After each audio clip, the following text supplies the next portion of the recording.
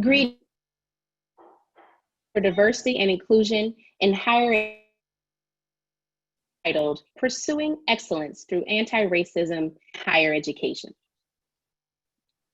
I'd like to begin this afternoon by acknowledging the sacred indigenous lands of the Piscataway community upon which the University of Maryland is located. The indigenous peoples of the San Gabriel Valley of California, where Claremont Graduate University is located, and the indigenous peoples of the Pacific Northwest, where the University of Washington is located today. Let us all take a moment of reflection as we acknowledge the land.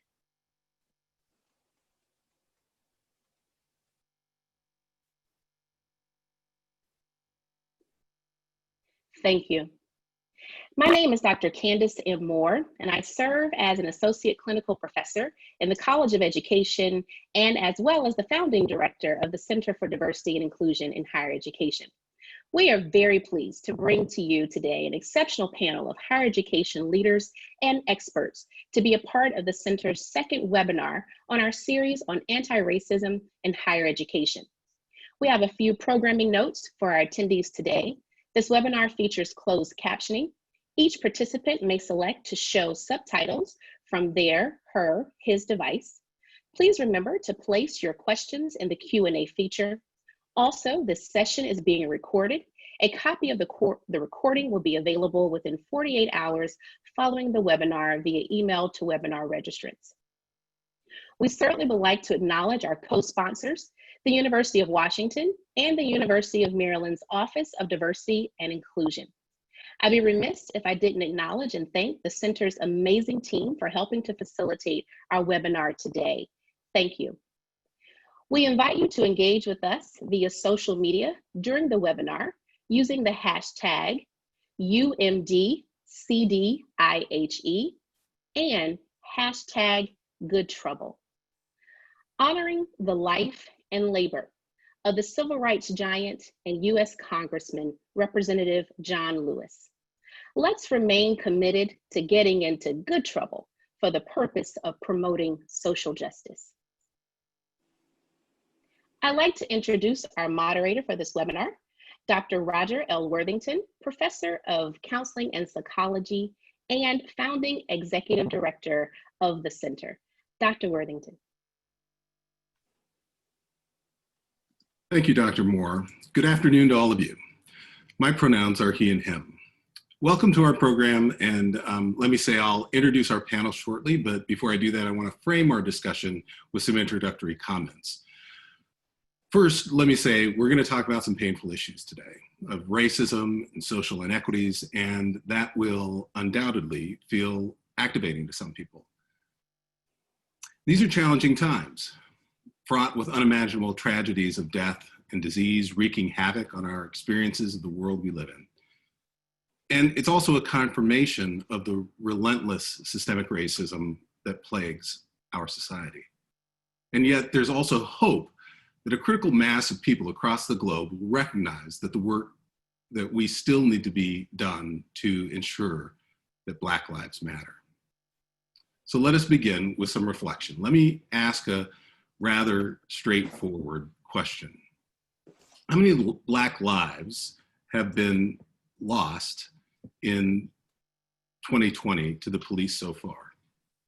It wasn't until 2015 that the Washington Post began keeping a record of how many people were shot and killed by police. According to their website, 109 men and 1 woman. That is exactly 20% of the 549 people shot and killed by police in 2020 so far. George Floyd is not listed in that database because he was not killed by a gun. Breonna Taylor was. She was listed. Ahmaud Arbery was not, because he was not killed by an active duty police officer. So the answer to the question, how many Black lives have been lost to police, can't really be easily known. But let's be clear, police shootings are not the only indication of whether Black lives matter. Mattering in this country can be understood by framing our discussion within the context of the structural inequities at the intersections of race, health, employment, housing, wealth, and education, to name only a few. The health inequities can be described in numerous ways, including life expectancy, disease mortality rates, such as COVID-19 on this slide, access to health insurance, and the quality of medical care. Employment inequities are depicted here as the percentage of unemployment during a recession. Housing inequities are reflected in access to low-risk home mortgage loans, home ownership, spending a smaller proportion of income on housing, and experiencing better housing conditions. Wealth inequities are demonstrated through things like investments in the stock market and retirement accounts and gaining a substantial net worth. These structural inequities and others translate into access to higher quality education from early childhood through adulthood, meaning that white students are more likely to attend low poverty schools, whereas Black students are far more likely to attend high poverty schools. The average white student attends a school that is 69% their own race, whereas the average Black student attends a school that's 47% their own race. It's 55% for Latinx. Asian and white students are far more likely to obtain a bachelor's degree or higher in institutions where the faculty are also overwhelmingly white. Within that context, higher education institutions are microcosms of the larger systemic racism reflected in US society. They commonly act on and reproduce societal inequities. Instead, higher education institutions should act to eradicate racism embedded in institutional policies, procedures, practices, and everyday operations. Fegan's 2010 theory of racial framing and counterframing suggests systemic racism is advanced through a white racial frame. BIPOC people are often exploited and oppressed by institutional structures, including those designed to support access and equity, in part by requiring them to do the bulk of the work of counterframing. As such, institutions of higher education act on inequities through definitions of excellence and success, admissions criteria and decisions, recruitment, retention of faculty, staff, and administrators, promotion, tenure, and evaluation criteria, paying contingent faculty, GAs, and many staff below subsistence wages, selection of curricular requirements, and adopting a non-discrimination rather than an anti-racist stance.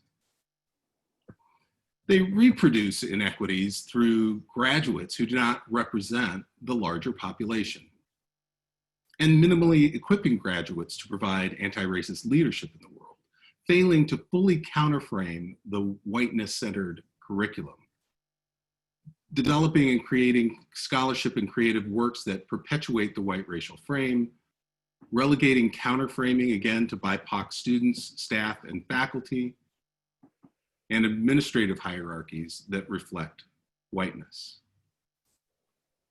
In his recent book, How to Become an Anti-Racist, IBRAM KENDI defines a racist as one who is supporting a racist policy through their actions or inaction, or expressing racist ideas. He defines anti-racist as one who is supporting an anti-racist policy through their actions or expressing anti-racist ideas. Now, based on these definitions, it doesn't matter what your intent or sense of self may be.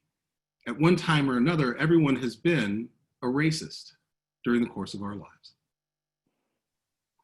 Also, it's possible, I believe, that at the exact same time we're engaged in anti-racist speech or actions, we may also be participating in and promoting racist institutions.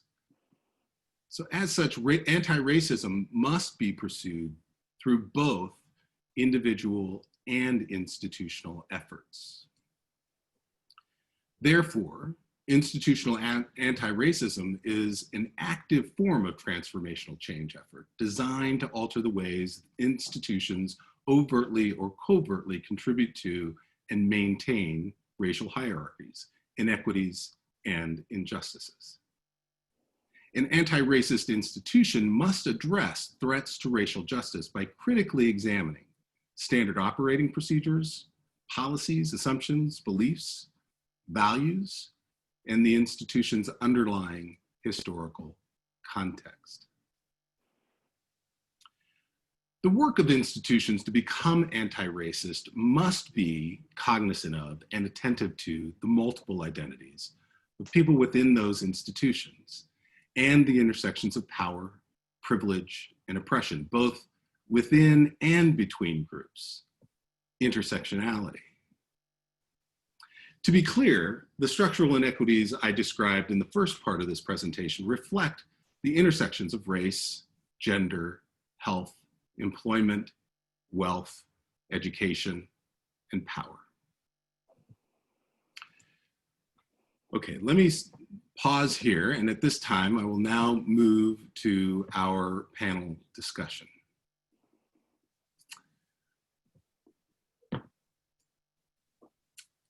Let me introduce our panelists without any further ado. Dr. Daryl Pines is the Glenn L. Martin Professor of Aerospace Engineering and President of the University of Maryland, College Park. Welcome, Dr. Pines. Dr. Anna-Marie Caussé is Professor of Psychology and President of the University of Washington. Welcome, Dr. Caussé. Good to be here. Dr. Sharon Fries-Britt is Professor of Higher Education and Distinguished Scholar Teacher at the University of Maryland, College Park. Welcome, Dr. Fries-Britt. And Dr. Gerald G. Smith is Senior Research Fellow and Professor Emerita of Education and Psychology at the Claremont Graduate University. Welcome, Dr. Smith. And welcome to all of you. It's really a joy to look into the screen at this moment and to see these warm faces of tremendous expertise coming to join us today in this webinar. So thank you for taking time out of your very busy schedules to be engaged in this work. I look forward to a fantastic conversation, and let us go ahead now and begin. I'm going to ask the panelists one common opening question, followed by a question for each panelist. And each panelist will have an opportunity during that time to offer follow-up responses as well. After about 30 minutes, we will then engage the audience in Q&A. And that Q&A will occur in the chat box. In the Q&A, I'm sorry, not the chat box, but in the Q&A box for Zoom. And we have a team behind the scenes who are looking at all the questions, and they'll send them to me so that I can ask our panelists at a later point. So feel free to insert your questions as we go along. Well, let us begin with question number one. The title of our program today is Pursuing Excellence Through Anti-Racism in Higher Education. So the basic question we have to start our panel is, what does it mean to pursue excellence through anti-racism in higher education? How do we incorporate some of the fundamental principles from the Black Lives Matter movement into our work of pursuing excellence through anti-racism? President Pines, I'm going to give you the first opportunity. Would you like to answer the first question? Thank you, Dr. Worthington, and good afternoon, everyone. I'm Daryl Pines, president now for about 30 days at the University of Maryland. When I was announced in February, it actually was Valentine's Day, February 14th of 2020. I don't think we were talking in terms of pandemics at the time. And now I believe we're living through 3 pandemics. 1, associated with the virus. 2, associated with the social unrest in our country. And 3, the economic impact that the first 2 are having on our entire economy and the world's economy. towards the question of anti-racism. When I announced the University of Maryland campus, letter to the campus, I announced that there were two priorities that I had as the incoming president. And the first priority was excellence in everything that we do, from academics to the arts, to athletics, to creativity, to innovation. And the second one was to create a more inclusive, multicultural community for everyone. And that's to speak to anti-racism. I wrote out 12 initiatives, and they were bracketed in the following way. 1, focus on the student experience.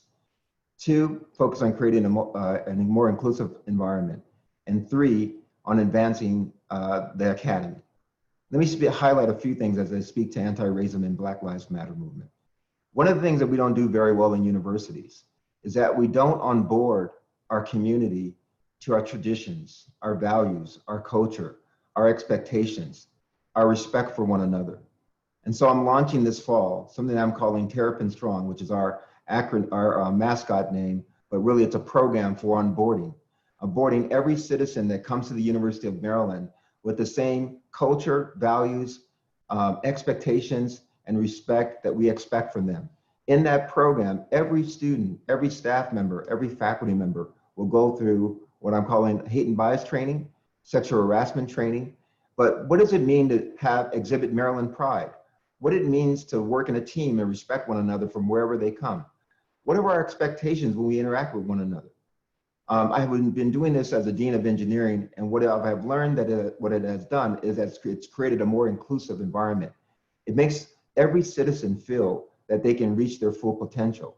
And that's towards the answer of anti-racism. We have to start it from the time you arrive to our campus, and that includes everyone, faculty, staff, and students. So that's one thing I would mention as it relates to anti-racism. As it relates to the Black Lives Matter movement, on our campus, we have something that's called the Black Terps Matter movement. It is just a synonym for the same movement, but it uses our mascot name. And on university campuses, obviously the Black Lives Matter was inspired by the horrific murder of 8 minutes and 46 seconds of Mr. Floyd. And this is why we're in this incredible movement. It's a real movement. It's a movement that's still going on today. And our students have been energized to really affect change. Those in the age bracket between 0 to 35 really want to see change. And one thing they want to see change in is police reform. And have you heard this term called defund the police? So to get specifically into an example, across many campuses, there's a program a federal program in the United States called the 1033 Militarized Surplus Program. Many campus police forces have purchased equipment from this particular program. And essentially it's to handle crowd conditions, to use militarized vehicles, to handle protests. So coming in as the new president, I met with the police chief and I said to him, this is something that really matters to the Black Lives Matter movement and to our students in general. We must eliminate this program. We must abolish it. He was willing on my first day to divest in this program. So we no longer have this equipment. We no longer have the program. And it's one of the things that the Black Lives Matter movement was all about. So when defunding the police doesn't mean completely defunding the police, it means getting rid of certain things, enhancing the police force with mental health experts to help deal with other situations that don't involve really the police force. So that's where you can actually have actionable change, when you are in higher education, because it's something that most police forces have. And then I would say finally, to sort of close, as it relates to anti-racism, everything that we do in higher education is based on how people enter our universities based on standardized tests. What's really interesting about the environment that we're now in is that because we are in the Zoom environment and we're online, that many schools across the United States have to go test optional. Why? Because students in high school can't go take the test at a physical location. This is an equity issue as well, but it's a positive issue for higher education because it gives us a chance now to redo our admission structures and make them more inclusive and to address anti-racism and the Black Lives Matter movement, which connects to that. So we're going to see hopefully some really amazing numbers over the next couple of years as many of our universities start to go to test optional and look at other things other than standardized tests for admissions practices. So this is a really interesting development that's a result of us being in this online environment. Thank you, Dr. Worthing. Thank you, Dr. Pines. I really appreciate your response and look forward to more conversation about the issues that you've raised. We're going to move now to President Cauce from the University of Washington. Thank you very much. I think that, the presentation and then President Pines have done a wonderful job of providing, an answer to this question. What I'll add to that is I can remember when I entered the academy, I became an assistant professor for the first time in 1985, so it was 35 years ago. And at that point, we were concerned about issues around race and ethnicity. But I think that we looked at it kind of at the edges. So we looked on it kind of as an add-on. So for example, how you dealt with racism is you rooted out those racists. And you provided people with, training on racism, how not to be a racist. Perhaps you did work on, implicit bias. That came a little bit later. And I still think that that kind of work is important. I'm not at all trying to say that that work isn't important. But we also tended to delegate it to an office of, at that point, we often called them Minority Affairs. And that office, it was their job to deal with these kinds of issues. So, the idea was that the academy in general was fine, but we had this work to do at the edges. I think what an anti-racist perspective brings is that diversity and inclusion can't just be an afterthought or an add-on. They have to be an intrinsic part of how we look at the academy and how we look at excellence. Often we tend to pit access and excellence against each other, when in fact you can't have true excellence if you don't have access, if you don't have, believe me, the world is full of too many messy, complicated problems to just have an elite few working on them. We need to have all that talent at the table. And, the academy, quite frankly, was never about, the academy from its start was always about weeding. The old days when look to your right, look to your left, one of you won't be here. And we still, and we can talk about this more, brag about selectivity. And it's about turning the academy, we're all about feeding. How do we feed those people who are talented and hungry for knowledge? How do we feed them? How do we feed people so that they can really participate fully in our democracy? And so it's turning things around and putting them at the center. When I was interim president, I launched a race and equity initiative. And again, I was interim president. I didn't even know at the time, did I want the job, did I not? But I knew that this had to be at the center. And it really was about making sure that it wasn't just about all of us taking individual responsibility for racism and inequality, although yes, that was part of it, but taking institutional responsibility for racism and inequality, looking at those structures. So looking at things structurally, not just about how do we as individuals, but how do we as a system.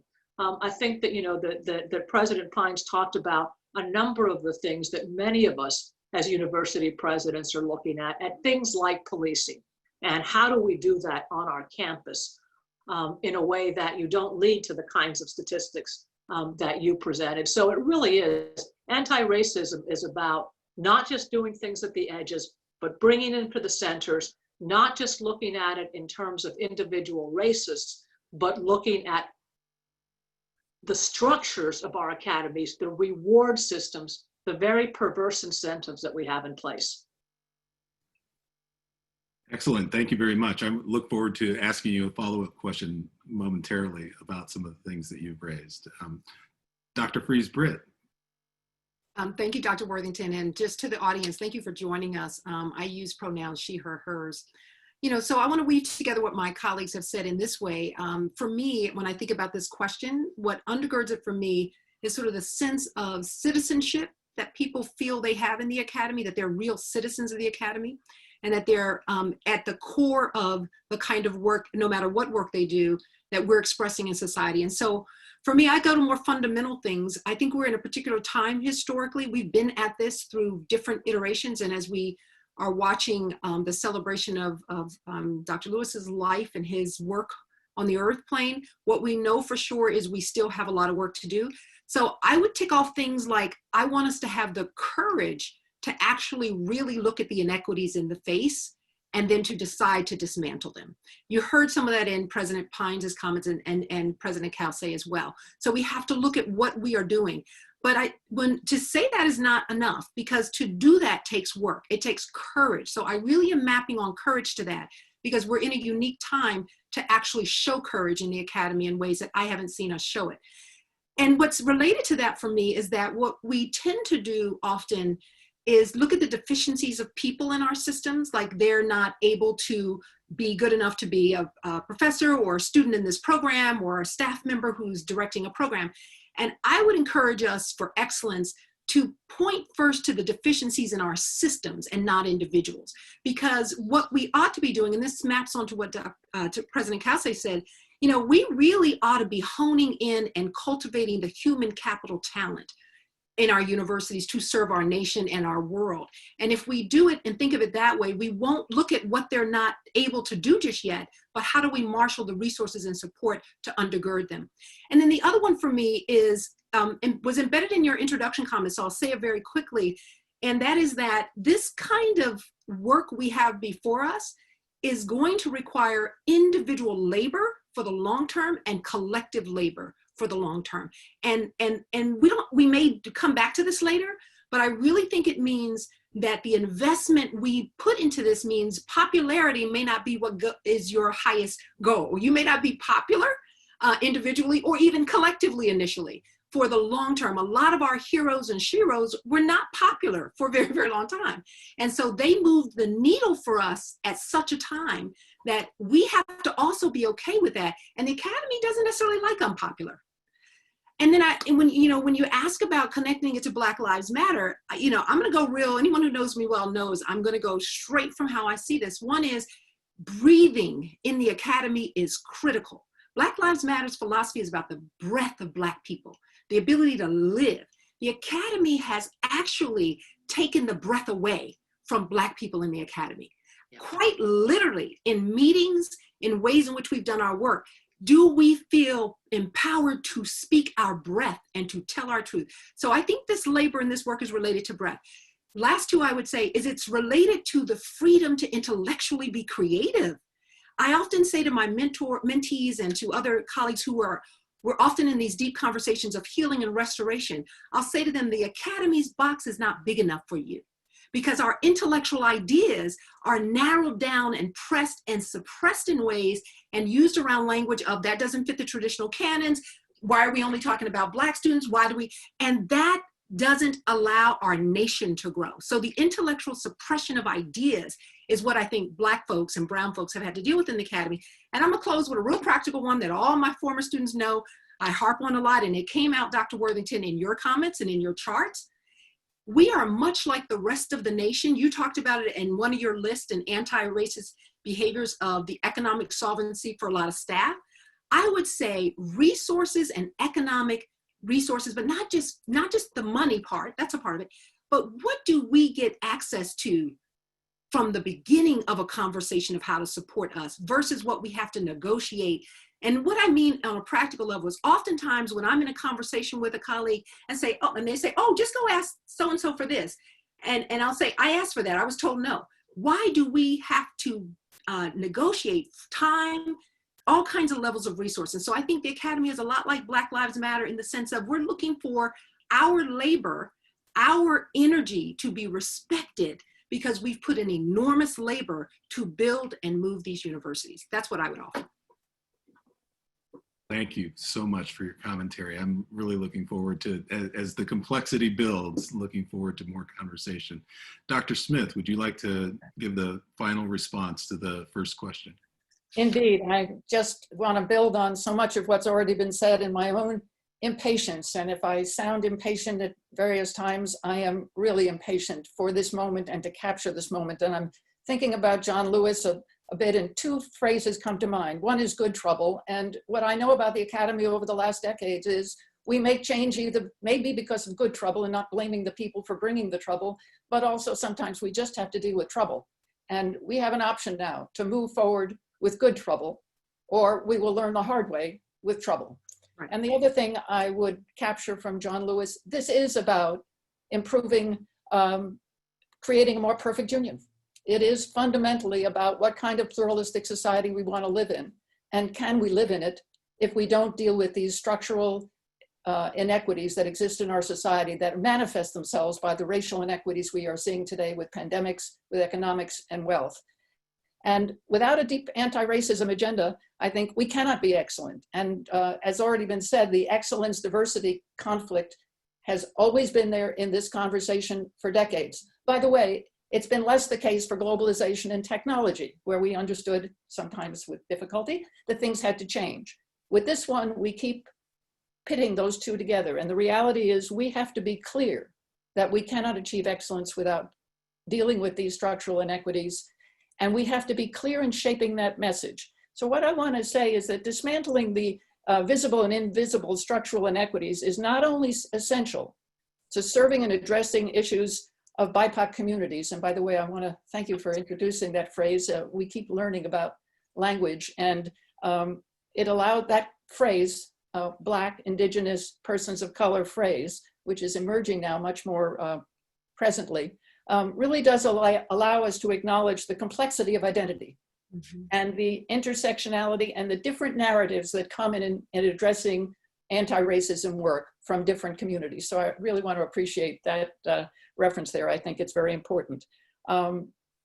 We've made progress in terms of equity issues. I've studied this for many years. I track the progress, so it would be silly not to acknowledge the progress we've made with many identities.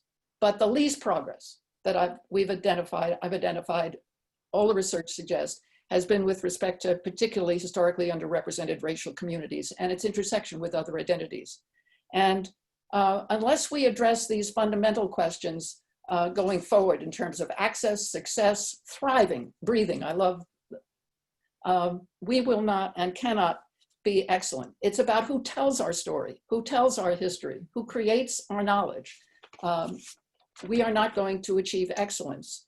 And partly it is about addressing embedded norms and practices. We cannot be excellent. And the challenge of our history is, you know, up until we tend to think about our history as starting with slavery and sort of being in the old times. But the fact is there were racialized decisions and policies created through the late 20th century in housing, redlining, expansion through the West, how lands were allocated. I just recently saw a documentary on the creation of Los Angeles after World War II, and the explicitly white references to recruiting people from the Midwest who are white. There were signs that were explicit about it. People weren't hiding that they wanted to recruit white people to develop Los Angeles in the late half of the 20th century. I don't think many of us understand that. This is not just a Southern issue. It's not just a New England issue. It is a national issue. And today, we don't see those kind of languages except in outrageous forms, but they're embedded in the practices we do. And what we know is, how do we do anti-racist work? Most of the policies and practices we're talking about are not named with race, but the racialized outcomes are very visible. And we've seen this with the pandemic. We see this in disparities in education and health all over the country, and wealth disparities, which were not just a function of recent phenomena. They were a phenomena of the GI Bill, which was affirmative action for whites. People could buy homes if you were white, redlining in banks. All of those practices now attribute to the wealth disparities we see today in our country. So we have to look at racialized outcomes. And then we have to do what Dr. Fries-Britt said, very importantly, what we've tended to do in our research communities, in our well-meaning efforts of research, is to study the problems that people bring and what we can do to fix them. So this deficit model, which is embedded in the framework of higher education, well-meaning, we're going to fix people. The fact is the design of most of our research that studied background characteristics that predicted success really predicted zip codes. Right. And higher education is meant to interrupt that practice, but if we don't study institutions, we will not get any empirical work that sheds light on the practices of institutions that lead to inequity. So we have to very much look at the racialized outcomes to help us see where the embedded practices are that we don't tend to want to see unless somebody who's not from those communities can see them in brilliant lights. It's very apparent. So having diversity around our tables is one of the ways we all can begin to see what we wouldn't see if we didn't have somebody pointing it out. And our focus in this has to be upon building capacity. At this moment in time, I mean, I'm just watching with some fury and some despair at all the CEOs in industries around the country, and it's every industry, the arts community, the journalism community, the business community, who are saying, oh, I didn't realize. And then going to the few folks they have around them to say, can you tell me, please, what can I do? And these industries are being pressed to re-examine everything from hiring to marketing to who's around the table to how did we make that decision that was such a disaster? I mean, there are wonderful examples out there.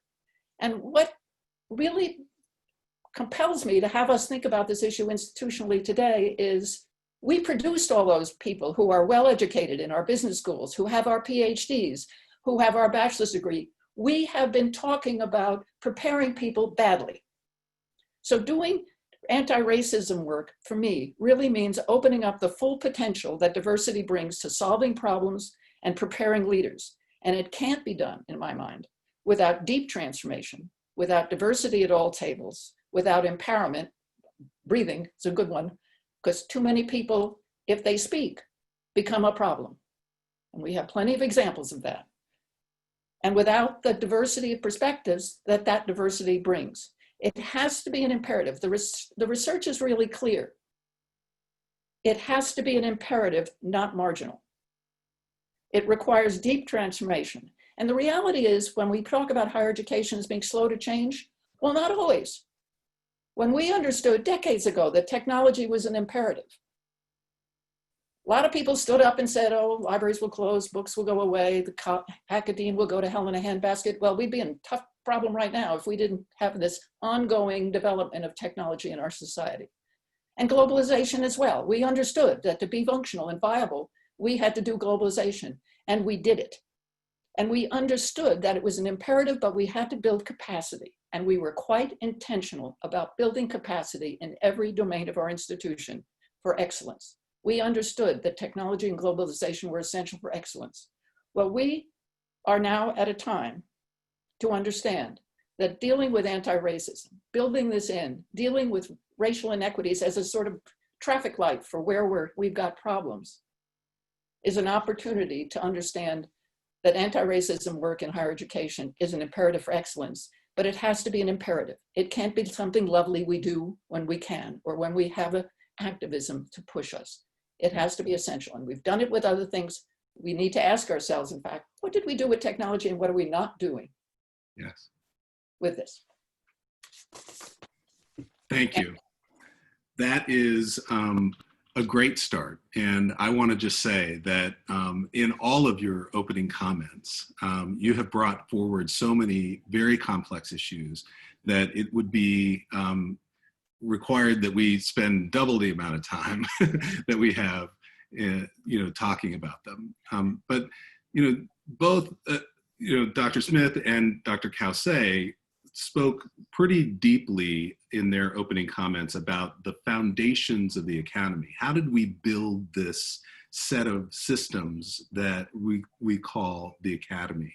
And so I want to turn to that issue in the next question. And Dr. Caussé, I'd like to direct this to you. When we think about the foundations of higher education, what are some of the ways that we define ourselves as academic institutions that contribute to the structural or systemic racism, things like ratings, rankings, definitions of merit, and the like? How does that come about in terms of our work with anti-racism, the foundations? Well, I think we have to begin by looking at, our institutions started off as monastic institutions, where it was not just all white, but all male. And in fact, there wasn't even any diversity of perspective, because, you could be, removed for heresy. And it then developed, I mean, the academy really was historically, and I'm talking about until fairly recent history, about being a place where the elite were educated. It was a place for educating the sons, the white sons, of the wealthy and the powerful, and about where they kind of learned certain kinds of perspectives that they could bring to business, etc. And those are the roots.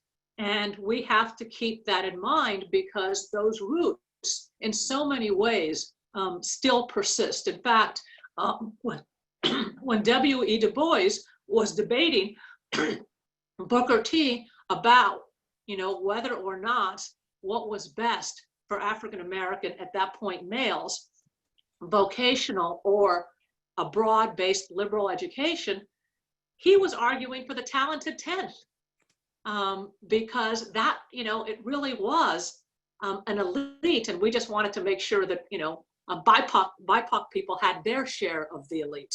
And I think that we need to dismantle that, and we need to look at all the perverse incentives in higher education that actually work against inclusivity. President Pines and I were at a meeting of the AAU, which are the top universities, and president after president, very few of which looked like either one of us, talked about the importance of inclusion. Yet, we are all complicit in being part of a ranking system that gives you points for being selective. I'm not saying that, look, we can't take all the students that apply to us. We're going to be selective, but bragging about it and getting points. How can you talk about wanting to be inclusive and yet bragging about how selective you are? Also, if you look at the US News rankings, they also give you points for how much money you spend per student, not whether it's spent well, not whether the student learns. It doesn't, and actually when they look at how much money they spent, they don't even count financial aid. And yet college presidents, the most typical thing that they get bonuses for, and by the way, I've been returning my bonus the last 5 years, the most typical thing is for rising in these rankings. And the best way to rise is to go out there and recruit all these students just to not accept them. And so we need to look at things. For example, we need to look at things like the SAT and ACT. And by the way, we decided to go testing optional, not just this year, but ongoing. They started out from a good place. I'm not saying they didn't, and they did open up the academy to some degree to some students. But now that you have the whole testing industry, test-taking industry that has developed, where some people are spending, most of their senior year just focusing on tests and paying a lot of money for it, these tests have become proxies for wealth. We looked at it in our institution, and they weren't predictive. They might have been at some point, but they aren't anymore. We really need to look at what are, again, those systems, what are those incentives.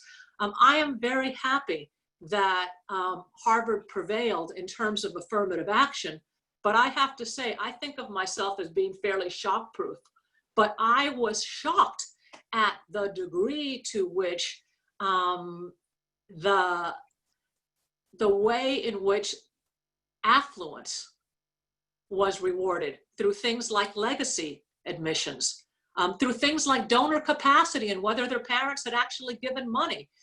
Hey, look, if you give money to say you're an athlete, that's wrong. But if you give money to the university and you choose for that, that's okay. I was shocked at how many of their students are either legacies, children of faculty, or children of donors. That's what admissions has become. Also, again, in terms of how do we look at, it's not just, it's really important to look at the curriculum and what books we use, how we teach, what courses are essential, but also it's about how we teach. Too often in the STEM disciplines, and we'll talk more about that, there's still this pride in being weeders. I mean, we found, for example, that when we do intro biology, we flip the classroom, we allow students to watch segments as often as they can. We use class time, that not only do all students do better, but the gap between BIPOC people and between low income and high income people, reduces. So I think we really need to recognize that our institutions were not built for exactly those kinds of things that we're talking about now, that they were not built for inclusion. They were not built for Black and brown people. They were not built for Indigenous people, or for that matter, for any of those people to be faculty or presidents. We need to look at our tenure system and what it rewards. That it rewards, being, first of all, what I call the least publishable unit, the smallest publishable unit. So taking a paper and publishing it in as many places as possible so that you don't have a coherent, that it doesn't reward equally the kind of public scholarship and teaching to the public at large, as opposed to a small segment. I mean, I remember when I tried to publish my dissertation, I worked with an all Black sample, and I couldn't get it published because I didn't have a white comparison group. I couldn't get funded to look at resilience, so I had to, throw in questions about drug abuse so that I could get funding from other agencies. And so we really need to look at the fact, acknowledge the fact that our institutions, just like the very founding of our country was racist, we need to look at the fact that the very founding of our institutions were racist and start dismantling that structure. Excellent, thank you. I want to give other panelists an opportunity to address this question as well. Anybody else have a thought about these issues? Amen. Amen. Okay, well then, Dr. Pines. Yeah. So just real briefly, I believe the way we should look at this situation, one of the foundational structural issues of racism in our higher education system, I'm still a believer that education is the great equalizer. I really believe that. I honestly believe that, and I believe it definitely true at our land-grant institutions like the University of Washington. Yes. And University of Maryland College Park. And why do I say that? I say that because it does bring people from a variety of zip codes to a location they've never interacted socioeconomically, culturally, religiously, and it brings them to a place where they all can reach their potential. So I believe the anti-racism that's going on in our country, and I look at it this way, and I sometimes I think from a Department of Defense perspective, I believe it's a threat to our national security. Yes. That if we don't educate the Black and brown students of our country, it's a threat to our national security and the vitality of this experiment called the United States. And that's why I love the quote that education is a great equalizer. I believe we can change our processes and have holistic admissions review and enable more inclusive community coming to our universities. And so I think, I want us to look at this in a positive way.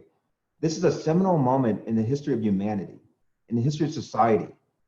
Never in 100 years we have known that we're globally connected in two ways. One, the virus, and number two, social injustice. It has touched every human being's, the inner workings of your being. If you don't feel connected today, then there's something wrong with you.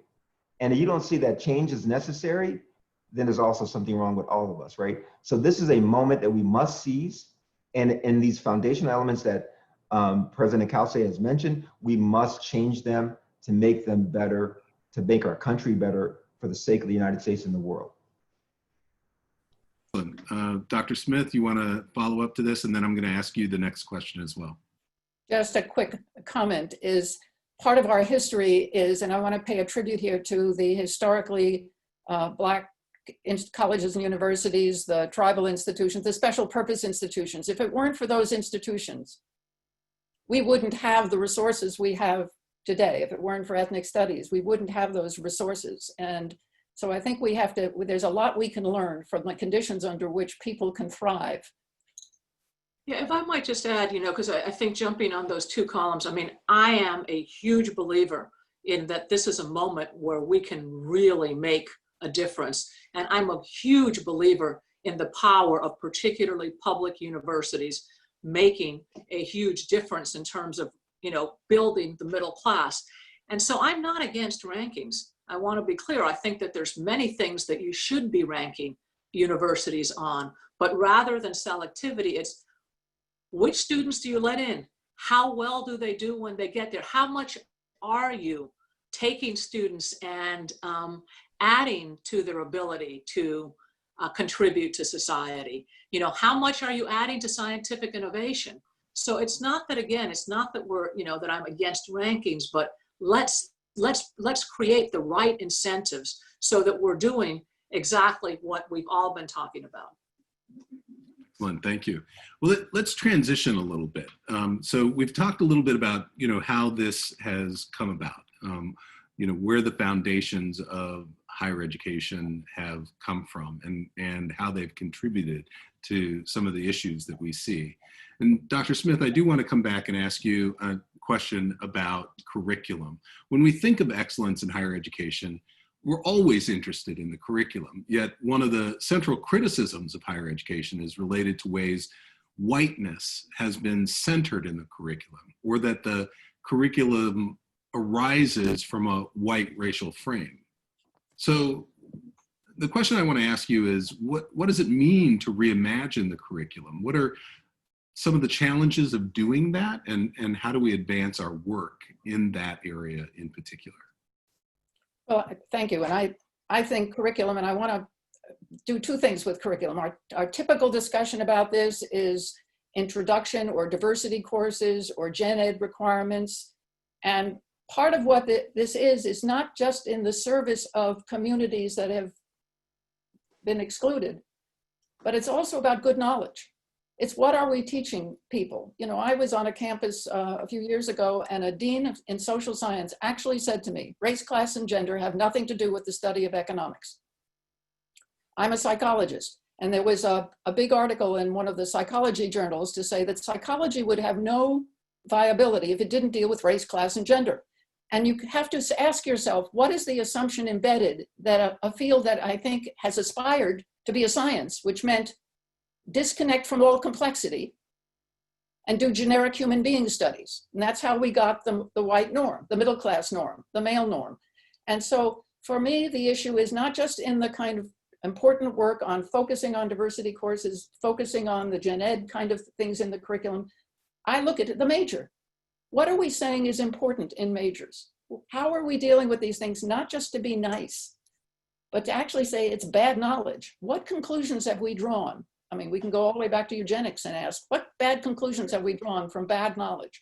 So for me, this issue of curriculum and knowledge has to be at the center. We're doing this and we want the diversity around the table because we've got tunnel vision and bad knowledge. And that bad knowledge has led to bad medicine, bad economic practices, and all kinds of implications for our society that we have to correct.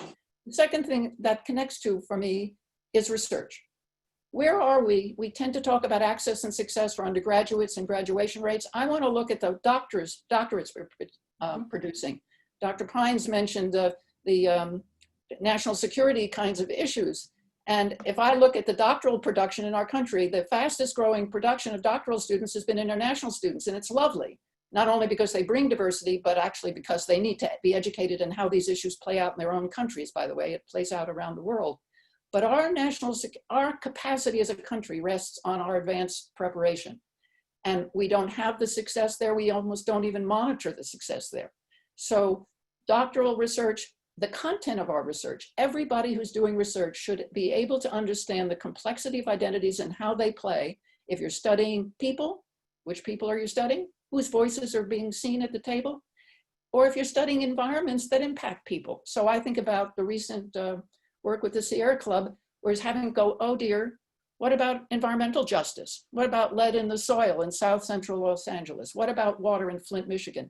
these are research areas that historically have not been in the mainstream of our research agenda. So I would say these are very important aspects of our discussion about curriculum that goes beyond just the course that we can check. And I would say to you that this has to be a very strategic imperative. It can't simply be a personal choice where we plead. And we've seen this in other areas. It has to be aligned from the top down as a strategic imperative, and then we have to build capacity. And these are learning organizations. We ought to be able to learn. Faculty should be continuing to learn what they didn't know. We're using pronouns now. We've got a BIPOC now. We have to continue to learn. And so for me, the issue of curriculum and what we've learned, we've done work on what are the conditions under which change can occur that's not just top down and not just wait till the bottom moves, but in fact well aligned. And interestingly enough, when campuses have done things as simple as mini grants to faculty to see how you can embed these questions into your courses or your research, we've had more faculty on more campuses piling up. And they were little mini grants. These were not big money. And between that and hopefully some changes in accreditation and national funding priorities, which I think are changing, I think we'll have incentives and levers to push, but we don't have to wait for big change. Little mini grants, faculty really do want to engage, but they want to engage in a way that's substantial and not just token.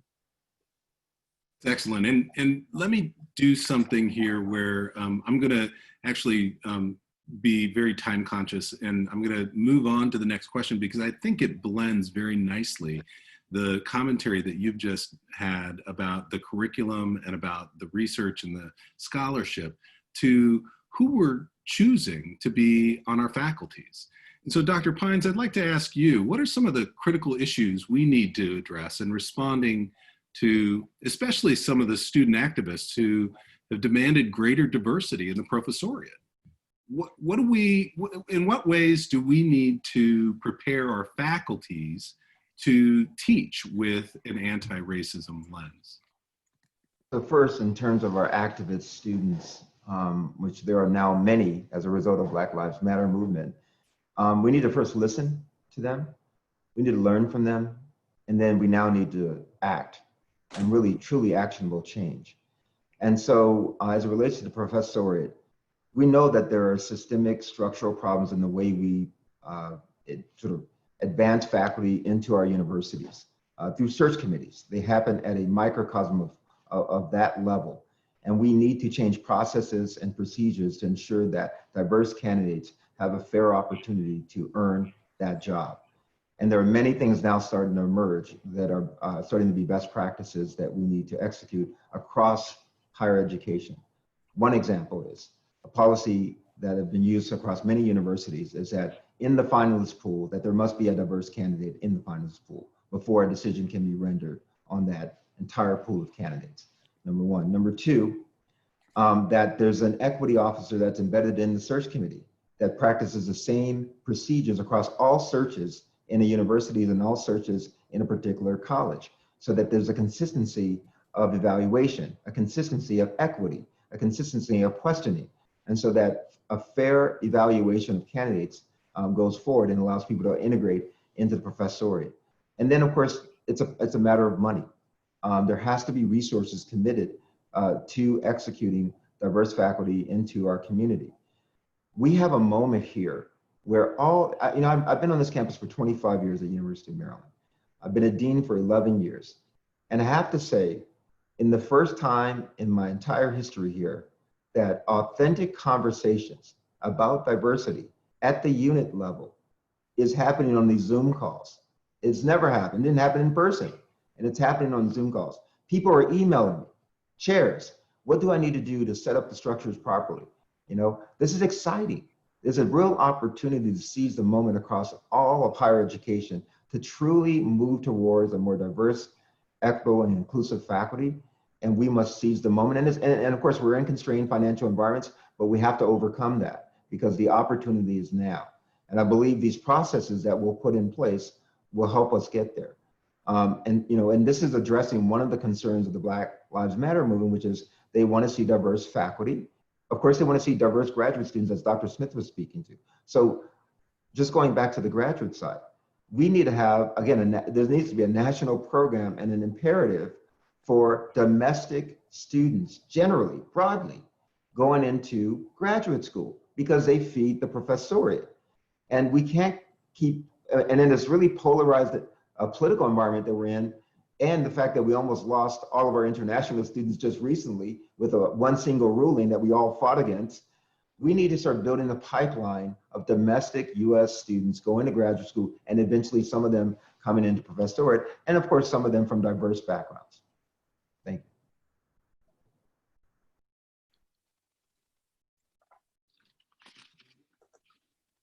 I'm sorry, Dr. Smith, would you like a quick follow-up?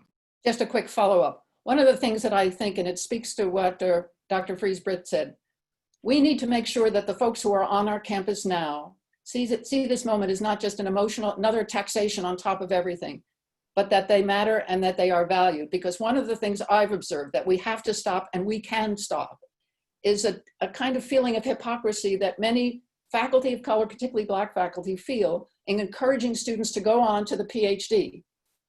And I've been at Mellon Foundation programs, minority mentoring programs, all the pipeline programs where these faculty are being asked to encourage students to pursue something that they themselves are not sure they would recommend to their students. They want them there. We want the diversity. So part of it is to really make this moment feel like a change moment, where it is an opportunity to be part of the change. But people need to feel not that they're just being dumped on once again to come and solve all the problems and make student activists happy, but really feel like this is a moment to center their work in the intellectual work that faculty do, not just because of the color of their skin, not because of their background just, but because they bring something that really matters. That's excellent. Thank you so much. And you know, I want to say, you know, as I hear the two of you talk about this issue of faculty, I've been here at the University of Maryland now for 6 years, and I came here after 17 years at the University of Missouri. And, you know, before I came here, I realized very quickly that the faculty that I was about to join have some of the most expert faculty in this area of anywhere in the country, in the Department of Counseling, Higher Education, and Special Education. Dr. Fries-Britt is one of those experts, and she's done some magnificent work. And it was really a joy to come and to join a faculty with her, and to my other faculty colleagues who have such tremendous expertise in this area. So Dr. Fries-Britt, I know you've been doing a lot of work in the STEM fields, and I want to ask you about the work across your career about ways academic institutions can diversify the STEM fields. What are some of the unique challenges and action steps for making progress in that area? So let me just say this last round of conversation had me like chomping at the bit, but I'm going to answer the question. We could do a whole nother Zoom thing on just this whole curriculum, but that just was exciting. So I had my little hand a couple times, but I'll stick to this question. And so let me go straight to it. So, you know, let me just first say, when you ask STEM community, let's keep in mind that STEM disciplines are very diverse. A lot of my work has been deeper dive in physics community, also some increasingly more in engineering, and students across different like mathematics, astronomy, et cetera. But I do want to say that it really varies a lot, but here are some core things that I think are still challenges cutting across all of them. One is this notion of sense of belonging, that students in particular still feel like the STEM fields are fields that they can really put an anchor in and stay in, and particularly connection to the culture of the departments they're in, connection to the fields that they find themselves in. Sometimes it's much further. What we've learned on our team and in my work is that it's much longer down the road before they start to get the kind of feedback that makes them feel affirmed. And so we need to do that much earlier in the process. The other one that really stands out for me is there seems to be in STEM fields a lot of value in the science identity. Makes sense. You're being trained to be a scientist.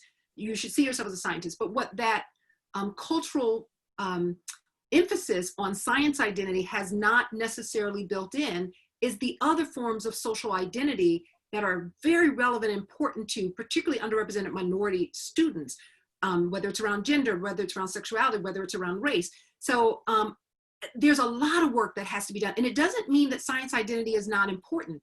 There has to be a both and understanding from traditional scientists, because often the way it is misconstrued is that when particularly Black students have an interest in Black Lives Matter and science, they're seen as less scientific minded. They're seen as not serious. They're seen as you're not really cut out for science. They're actually told that. They're actually discouraged in the process. So that sense of science identity doesn't mean that they lose that because they have these other interests or areas that impact who they are as scientists. And then I know we need to get to the open process, so I'll add just one other one. And the pervasive academic proving process continues to be in place.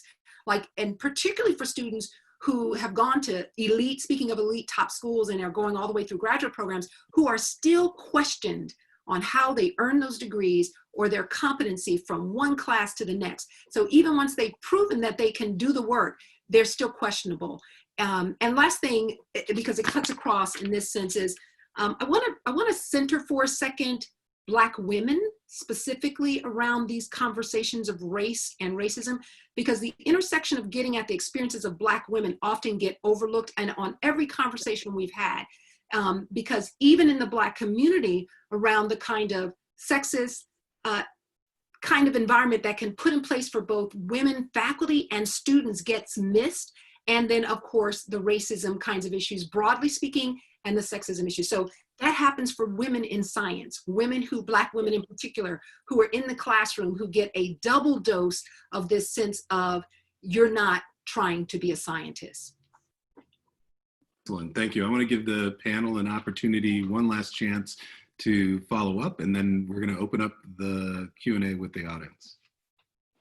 Dr. Cassett? Yeah, I just want to add, because I think that, you know, what you brought up about women is so important, that that's something we really need to pay attention to during this pandemic, that because of the care, it's about caretakers, but women are disproportionately caretakers, very, very concerned about, you know, I mean, we have, you know, women scientists, women in general who are taking care of their kids while they're Zooming, et cetera. And I'm very concerned about how we're going to make sure that that doesn't become more of a problem, because we already have it.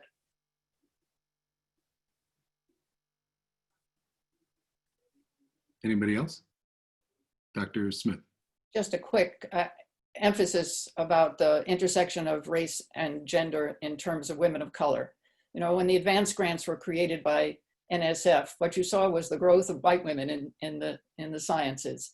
And it had to be intentional about women of color. And when you look at the intersection of that in the numbers, you see the disparity. It's huge. And that's often why I want to give a shout out to Spellman and Bennett, who have produced, have been the highest baccalaureate origins for Black women in math and science. Well, actually, Dr. Smith, give a shout out to all HBCUs in that regard, because if they produce the foundational numbers initially, particularly for the graduate pipeline. Absolutely. All institutions play a role, but we cannot overlook the role of the competency development for students, and the sense of self-efficacy and the sense of encouragement by faculty who do yeoman's work and affirming these students. So HBCUs are the bedrock for still producing that pipeline in STEM. Absolutely. Excellent. Dr. Cassett, you wanted to jump in? No, I just was agreeing strongly. All right. Let me go ahead and see then if I can shift the conversation a little bit to an audience question. And as I said, we've got a great team working behind the scenes on trying to identify some questions that I can present to the panel. So I have one here that is provided to me by the team. It says, I really appreciate the sentiments that there can't be true excellence without addressing institutionalized racial disparities that exist. I wonder, can anyone speak to examples they've witnessed that demonstrate institutions even have the appetite to make the sacrifices, both on the organizational and individual level, that will surely be necessary? And the question goes on to say, I'm thinking a lot right now about the truth and reconciliation process that occurred in South Africa, how as part of it, there was the very public realization that in order to have disenfranchised groups rise, others, specifically white, would need to sacrifice in the name of reaching something more equitable. Who would like to address that question?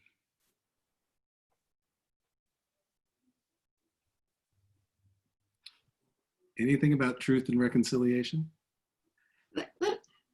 So I think our silence says a lot about the available examples, but I'm going to go way back, and perhaps President Pine can help me remember the date of this, but our former president, William L. Kerwin, I'm going to use him as an example of what Britt did as it relates to the Prabowski case and claiming that Maryland was still an environment of race, where race was causing disparate impact.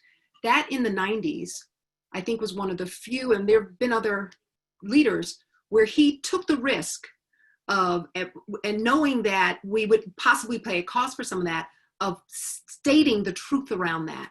And I share that example not only because of what it did for us on the campus, and but it's also what I get from my colleagues historically across the country who'll say, I will never forget when your president said that. It opened up the opportunity for other campuses to make those statements internally, not so much publicly. He put us out there publicly in the middle of that case. So that's the one that comes for me. And I think those acts of courage and those movements are not as robust as we would like, but this is the season where we're going to have to move more in that domain.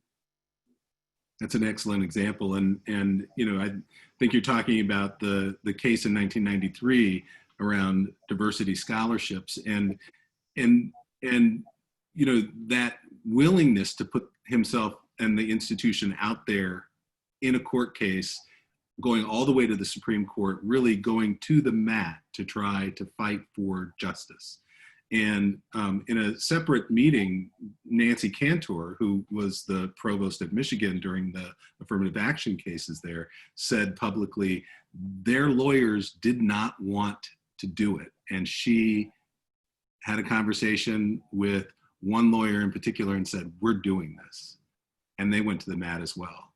And those kinds of sacrifices are critical. Dr. Smith? Well, and I've had humbled enough to have the opportunity to go be part of groups that were discussing these legal challenges with the Supreme Court with lawyers. And I learned something about risk-averse lawyers and those who facilitate change legally and who help craft these things. And I think it does take courage. But I also think that we can't wait till everybody understands they're going to lose something. You know, if you've had 10 seats at the table and now you're going to have your fair share at the table, that might to some feel like a diminishment and a sacrifice. What I think is really clear is the world I want to live in is the world we're envisioning. And so in that sense, it's not a sacrifice. It's a diminishment of all of that we have now in terms of research, our knowledge, our curriculum, our leadership, a diminishment for all of us that we have what we have now in terms of racial disparities. So it is not just in the service of, it is also for the kind of the world that I want to live in. And so we have to, it will be changed, but technology has produced dramatic change, and we've managed to live and actually find some advantages to it. You know, if we didn't have Zoom, we'd be in a much harder time with a pandemic. Good. Dr. Pines, Dr. Calce, do you want to jump into this conversation?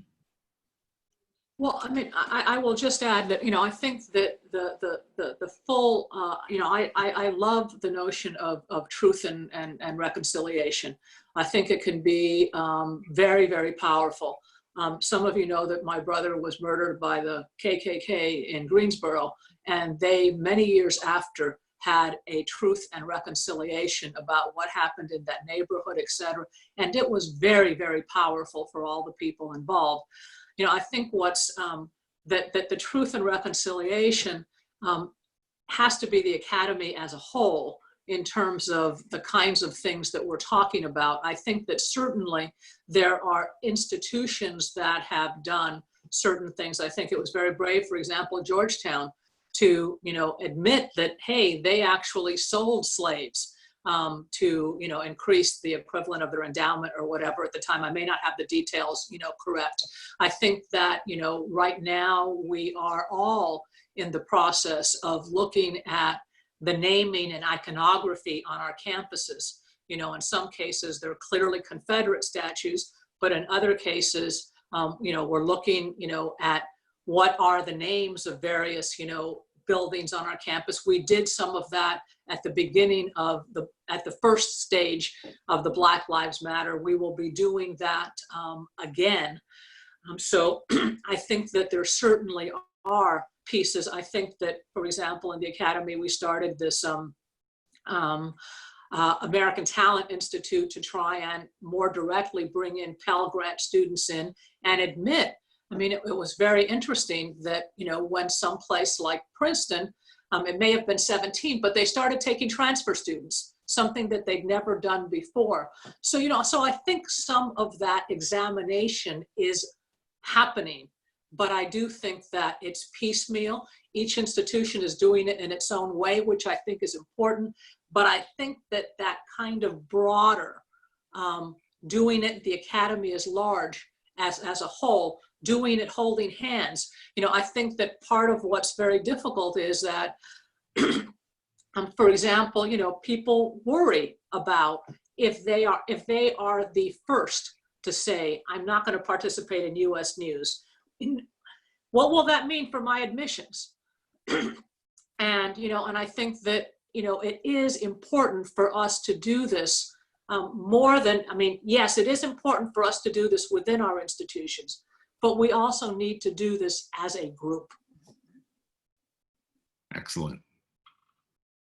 So let me then just move briefly to another question, which I think touches on some of the themes that you've been addressing. And this is really about accountability.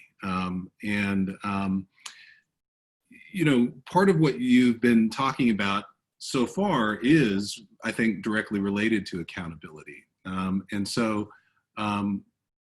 The question is, how do we hold ourselves and our institutions accountable to making lasting structural and cultural change when this current moment of urgency and attention has passed?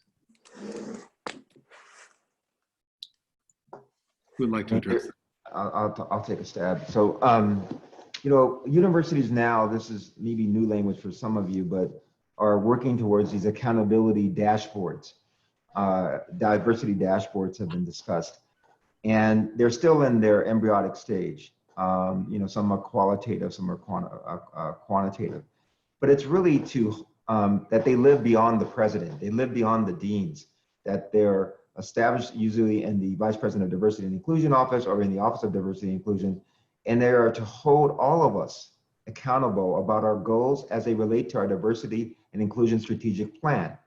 So now we have to, you know, we can say a lot of things in our strategic plan, but we must hold ourselves accountable and execute against it. And the only way to hold people accountable is to have it associated with resources and metrics. And so there's been the thought of having these diversity dashboards as accountability tools to hold units responsible for our goals and our objectives. And we'll see how that goes over time in the academy.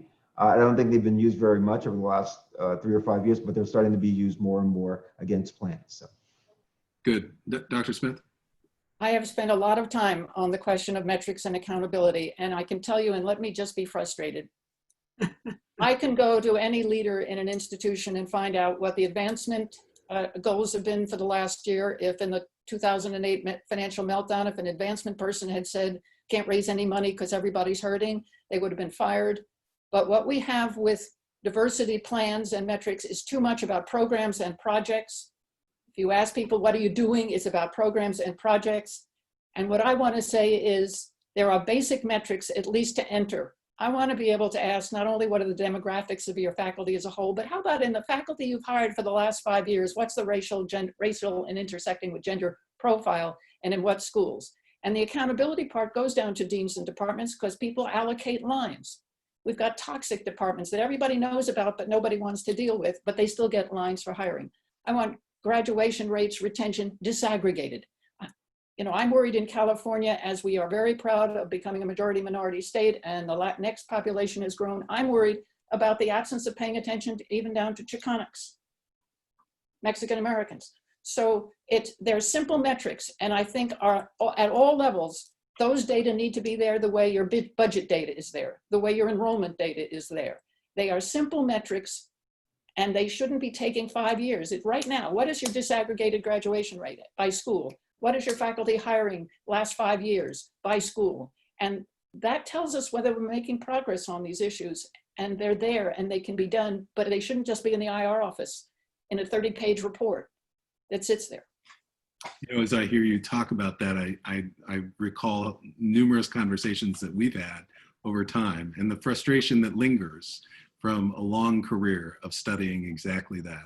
And it's frustrating to see so much effort and so little progress in this particular area. Dr. Kause.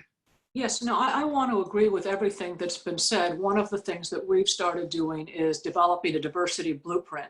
And so it's got the goals, it's in paper, you can look at it. I'm also a fan of climate assessments. We just did one this year.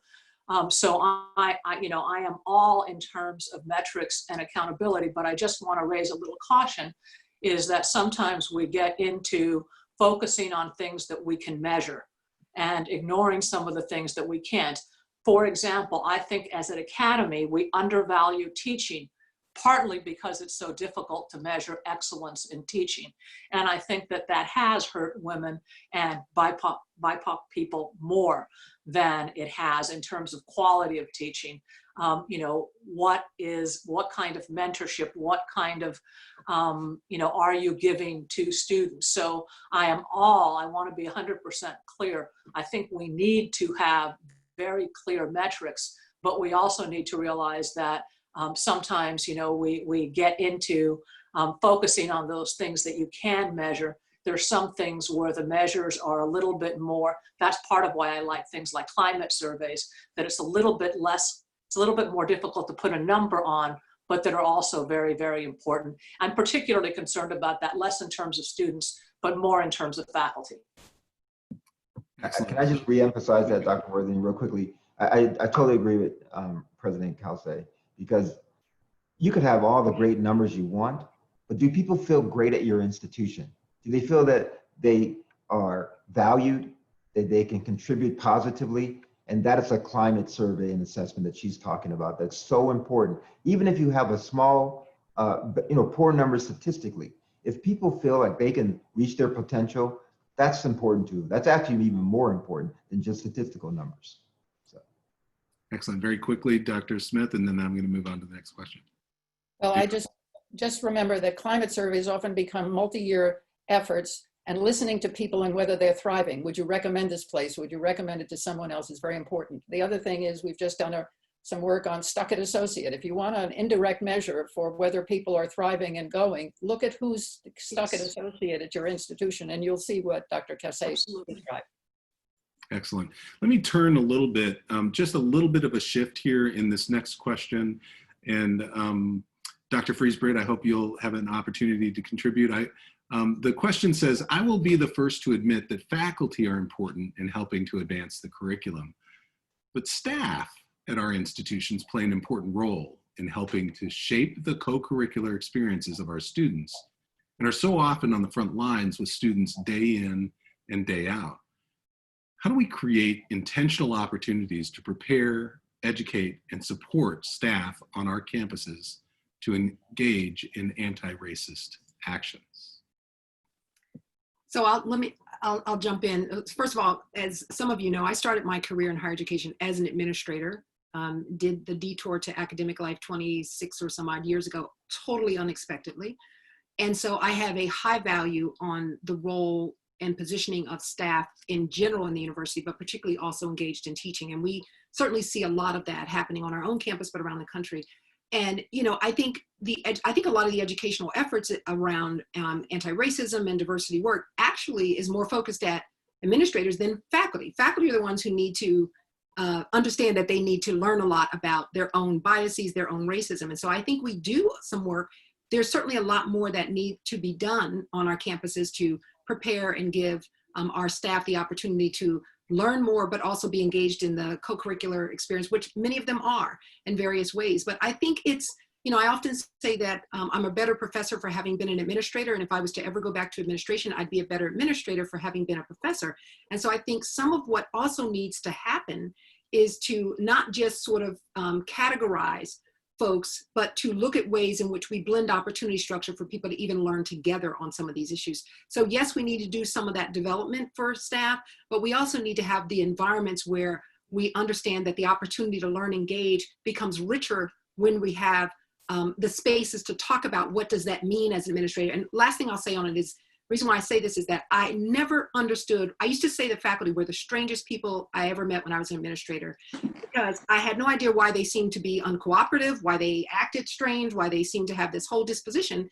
But after becoming a professor for the last 26 years, what I also realized is culturally, we are living in a very different environment but I'm able to communicate that and understand that and convey that across, but because I also find faculty are sometimes disregarding of administrators, disregarding of way administrators have to think about the whole and not just their line of research. So I think the research and training and education needs to happen, yes, for staff, but it really needs to happen also on all sides. That's what I would start with.